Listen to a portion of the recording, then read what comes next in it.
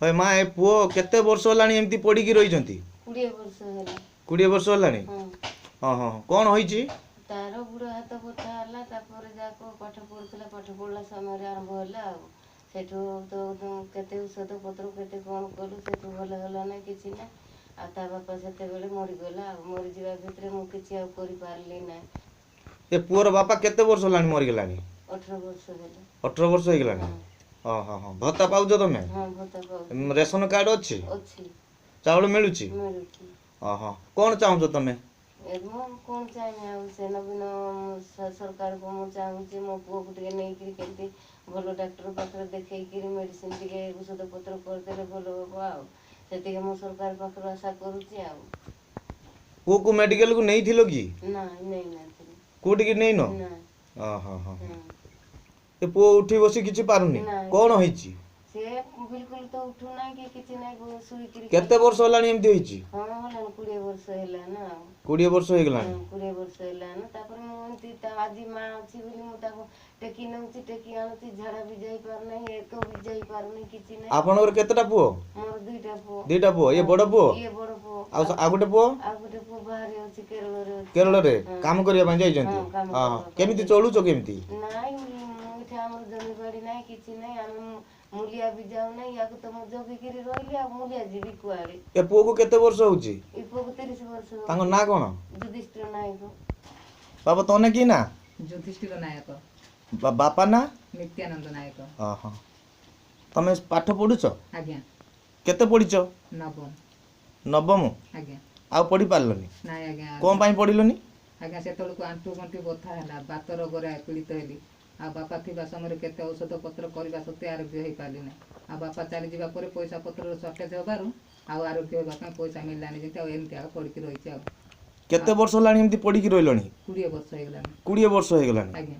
ହଁ ହଁ ହଁ। ହେଲେ ବର୍ତ୍ତମାନ ଏବେ କ'ଣ ଚାହୁଁଛ ତମେ?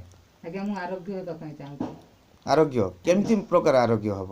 ଆଜ୍ଞା, ଏ ଜିଲ୍ଲା ପ୍ରଶାସନ ତରଫରୁ ଆଉ ଓଡ଼ିଶା ସରକାର ତରଫରୁ, ନବୀନ ପଟ୍ଟନାୟକଙ୍କ ତରଫରୁ କିଛି ଯଦି ସହାୟତା ଦିଅନ୍ତେ, ତାହେଲେ ମେଡ଼ିକାଲ ଟ୍ରିଟମେଣ୍ଟ କରିକି ମୁଁ ଟିକେ ଆରୋଗ୍ୟ ହେବାକୁ ଚାହୁଁଛି ଆଜ୍ଞା।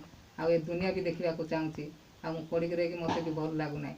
ଆଉ ଘରର ପରିସ୍ଥିତିକୁ ଦେଖିଲେ, ମୋ ମାଆକୁ ଦେଖିଲେ ମୋତେ କଷ୍ଟ ଲାଗୁଛି ଆଉ। ନବମ କ୍ଲାସରୁ ପାଠ ଛାଡ଼ି ଦେଇଛ ଦେହ ଖରାପ ହେବାଠୁ? ଦେହ ଖରାପ ହେବାର ଛାଡ଼ିଦେଲି ଆଜ୍ଞା। ହଁ ହଁ ହଁ। ନହେଲେ ପଢ଼ିବାରେ? ଆଜ୍ଞା, ମୋର ବହୁତ ଇଚ୍ଛା ଥିଲା, ଏବେ ବି ଇଚ୍ଛା ଅଛି ପାଠ ପଢ଼ିବା ପାଇଁ।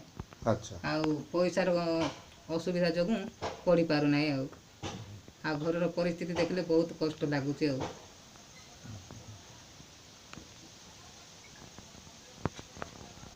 ଏବେ କ'ଣ ଚାହୁଁଛ ତମେ? ଆଜ୍ଞା, ମୁଁ ନବୀନ ସରକାରଠୁ କିଛି ସହାୟତା ଚାହୁଁଛି ଆଜ୍ଞା। ନବୀନ ସରକାରଙ୍କଠୁ କିଛି ସହାୟତା ଚାହୁଁଛି। ହଁ ହଁ।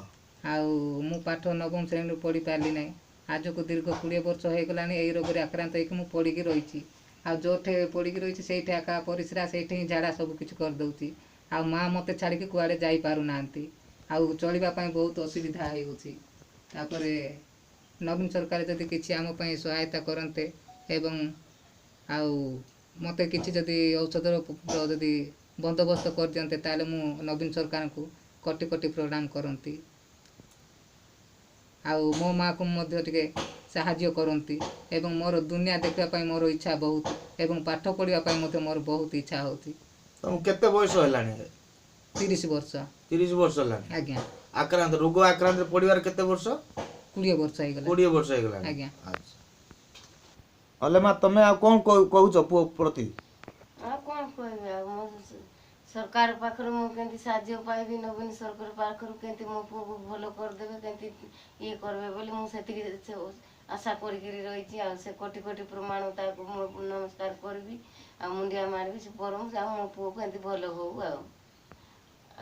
ଚାଉଳ ପାଉଛ? ହଁ ଚାଉଳ ପାଉଛି ଆଉ ଭତ୍ତା ପାଉଛି ଚାଉଳ ପାଉଛି ତାପରେ ସେତିକିରେ ଏକା ମୋ ପୁଅକୁ ଜଗିକିରି ମୁଁ ରହିଛି ଆଉ କୁଆଡ଼େ କାମ ନାହିଁ ପଇଟି ନାହିଁ କିଛି ନାହିଁ ଆଉ ସେତିକିରେ ଆମେ ବଞ୍ଚୁଛୁ ଆଉ